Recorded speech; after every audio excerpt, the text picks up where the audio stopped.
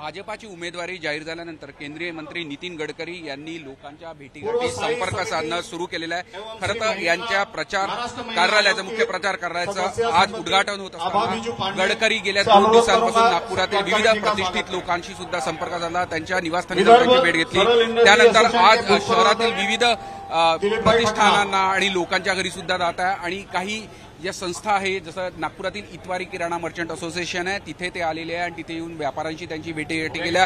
त्यांनी व्यापाऱ्यांशी संवाद साधला, माझ्या वतीने लोकांशी तुम्ही 100 लोकांशी संपर्क साधला असं आव्हान सुद्धा केलं आणि आपण कशा पद्धतीने विकास केलेला आहे, विकास करणार आहे याचं संपूर्ण नियोजन सुद्धा त्यांनी या भाषणातून मांडलं। सगळ्यात महत्त्वाचं म्हणजे होळीच्या पार्श्वभूमीवर हा संपूर्ण कार्यक्रम होत आहे। होली मिलनचा सुद्धा झाला आहे। नितीन गडकरी यांना एक होळीचा टीका सुद्धा व्यापाऱ्यांनी लावलेला आहे आणि अतिशय उत्साहाचं वातावरण आहे। एकीकडे काँग्रेसचा उमेदवार जाहीर व्हायचा तर दुसरीकडे गडकरी यांनी लोकांशी संपर्क साधणं सुरू केला आहे। त्याची हे थेट दृश्य आपण इतवारीतील मस्कासात परिसरातले दिसतोय। विविध व्यापाऱ्यांशी गडकरी येऊन संवाद साधत आहे आणि गेल्या 2 ते 3 दिवसांपासून त्यांचे संपर्क हे अभियान सुरू झालेलं आहे। झी मीडियासाठी व्हिडिओ जर्नलिस्ट रत्नशील सातपुतेसह अमर काणे, नागपूर।